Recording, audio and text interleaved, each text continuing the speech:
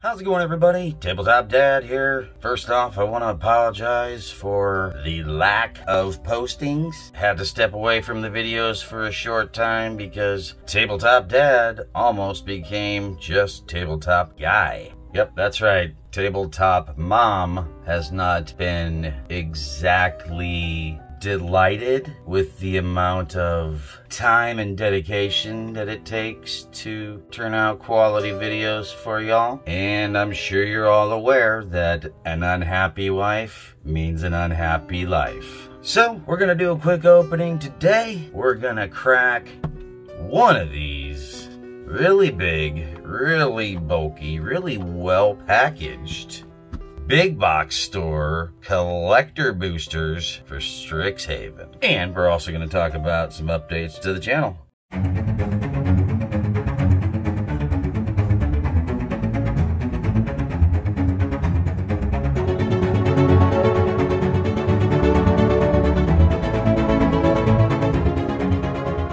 So, had some recent developments. Tabletop Dad had a 1,600-mile road trip that took him to 3 different states. And now, hopefully, the entire Tabletop family has a nice new perspective on life. We'll see going forward, I suppose, won't we? So, let's get to cracking. Alright, let's kind of be careful with this. I'm curious to see what's the deal with this huge packaging. I mean, we all know how big an actual booster is. And for those of you that are around back then, you could fit a VHS tape inside of this box. Let's take a look. Here we go. Wow. Interesting packaging to keep it safe. Absolutely nothing else going on in there. Not sure exactly what can this be used for. Because obviously it's not gonna hold cards. It's a little shallow. I suppose it will fit 2 rows of cards that way, but not 2 rows of cards this way. There's an overlap. You could do a 3rd row there, or 3 single rows maybe, for storage wise. Yeah, that would work. You could go 3 stacks there, and then maybe have some room for some dice or something there. So yeah, this could be put to use for storage, or put back together, set on a shelf for a display piece. Interesting packaging, nonetheless. All right, so I'm not the first one to open these on camera, and if any of you follow any other channels, you're well aware of what's in these. They did make some changes to the collector boosters for this set. First of all, I believe they changed the nomenclature or name of them. If I'm not mistaken, they were called collectors booster or boosters before. Now we've dropped the plural and it's just a collector booster. So WOTC is playing games with the naming of them, but more importantly was how they actually stack these. There are some cards in these packages that are only available in these packages. So these full borderless foil alternate art Japanese archive cards are fairly common to be inserted in these. Also, the regular, I'll call them, or non-foil archive cards like you would get out of a regular draft or set booster have an upgraded treatment to them, which I'll show you here shortly. They treated them with a light etched foiling. Now the domestic or English versions I know of have stripe etchings and some highlighted etchings all over the card, just really small etchings.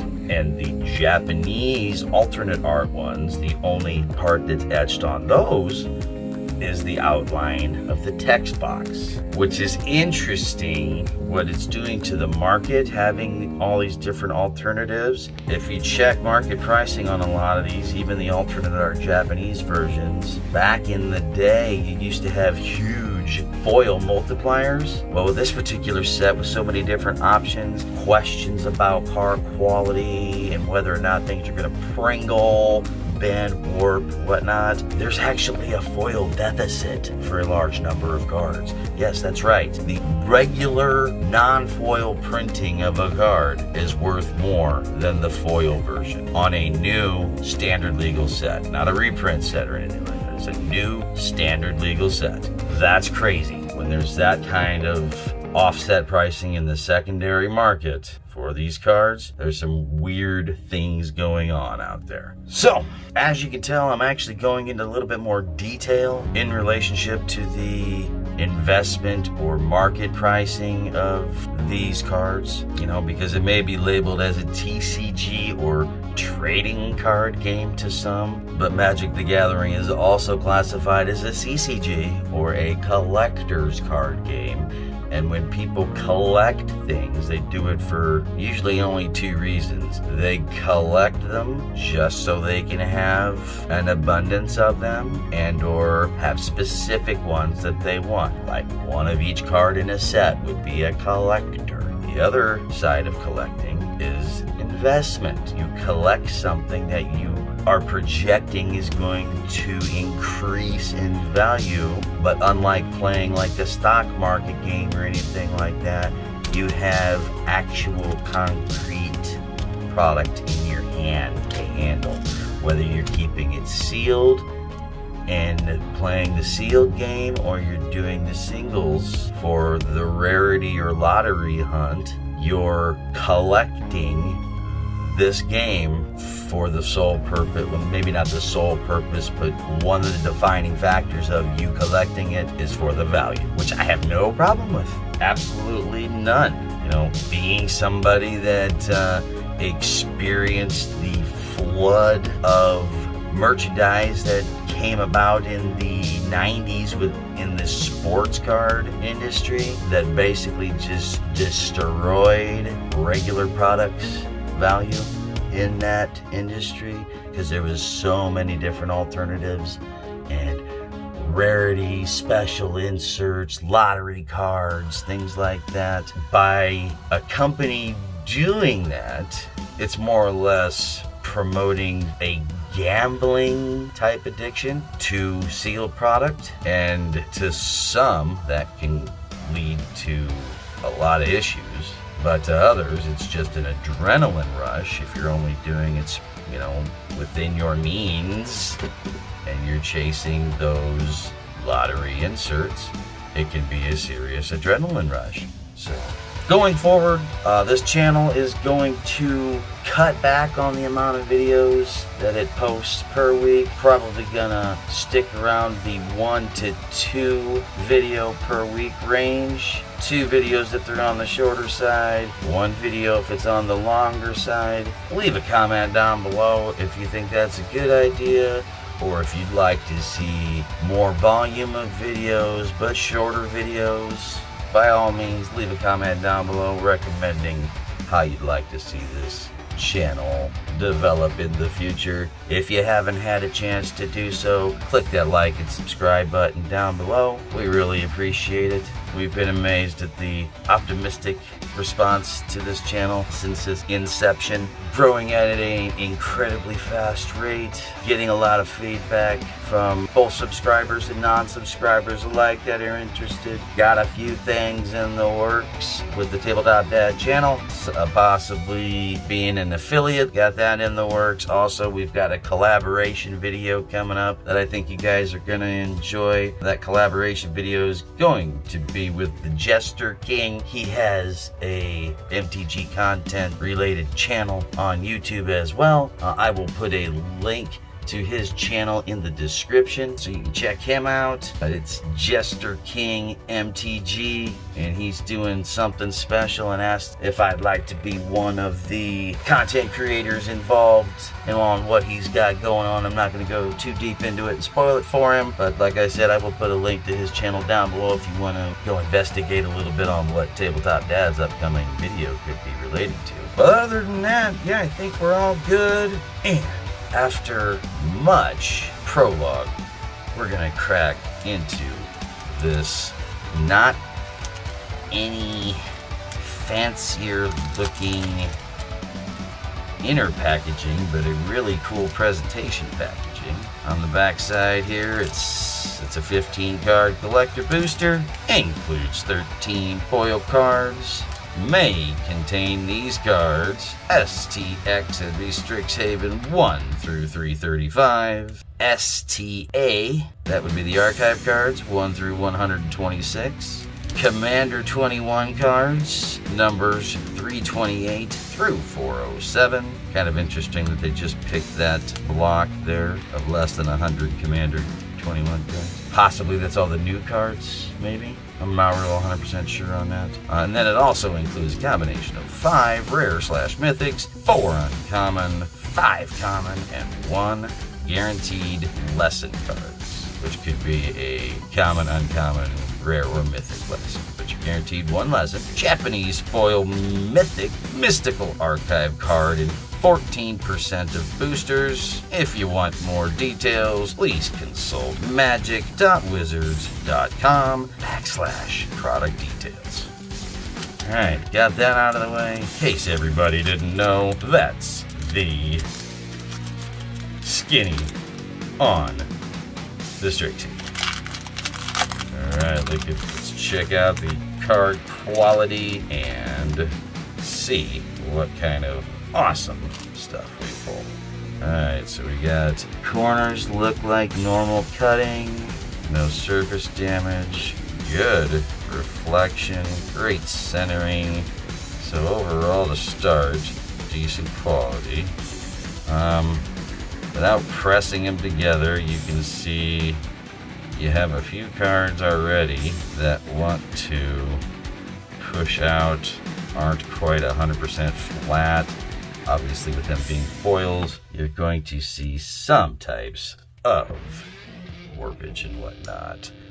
Of course, you won't in a double-sided token, no, because with the foiling on both sides, the warpage will counteract itself. Well, this is fairly nice. I don't see any surface damage on the token insert, which if you've seen my previous collector openings, if you haven't, I'll put a link to them up there. But if you have seen them, you'll notice that I pointed out in the video that every single one of the back cards, which is the token, in the foil, of course, it had a scratch/roller mark slightly off-center from the middle up every single pack had it. So maybe they cleaned their machine, maybe they put new rollers on it, maybe they're hand packaging these now, I don't know. But these foil flip token inserts are pristine. No surface damage from any kind of machine at Wizards. So, alright, let's have a look at our commons. Okay. Our first one up is a gorgeous bird shaman owl spectacle mage. We got a combat professor. Great card in limited. If you haven't had a chance to play this set in limited, I highly suggest you do so. It is a very fun set to play. Reject. Counter target creature or planeswalker spell unless its controller pays 3. Foiling looks good. Cloudy, no scratching. Cogwork Archivist. Tangle Trap. And now we go on to our uncommons. We've got a Test of Talents. 1 of the blue, counter target instant or sorcery spell Also, search its controller's graveyard, hand, and library for any number of cards with the same name as that spell and exile them. That's pretty solid. That player shuffles, then draws a card for each card exiled from their hand that way. So if you find the rest of them in the graveyard or their library, they don't draw a card, and they're obviously not drawing a card for the one that you counter on the stack. Not a big, speculator in uncommons, but I tell you what, man, that's got some decent playability in a lot of formats. Okay, second uncommon, we got an Access Tunnel. Basically like a cheaper Rogue's Passage with a stipulation. This one has a power limitation. Then our lesson, guaranteed lesson card is a common. We got a Spirit Summoning. And then we got a rare here. Looks like we got a Foretell card. We got one of the Deans. Valentine, Dean of the Vein. Pretty cool. Let's go ahead and take a look at what's on the back. We got Lysette, Dean of the Good. Pretty cool. Alright. And then our next card is this is the ancillary slots from the Commander set with the borderless treatment. I am so glad they decided to do that. Make these in the collector boosters not just a card they pull out of a Commander deck, but actually same card name, same function, but give it a special art treatment. I think that's very cool and should definitely, on the most desirable of the Commander cards in this sets that have the collector boosters, should lead to more collecting and individualism of the borderless versions. This particular one's called Trudge Garden. It's 2 and a green and is enchantment. Whenever you gain life, you may pay 2 colorless. If you do, create a 4/4 green fungus beast creature token with trample. Not too shabby. Not too shabby in a token / life gain deck. Sounds pretty solid to me. Alright. Now our second borderless is just from the original Strixhaven set.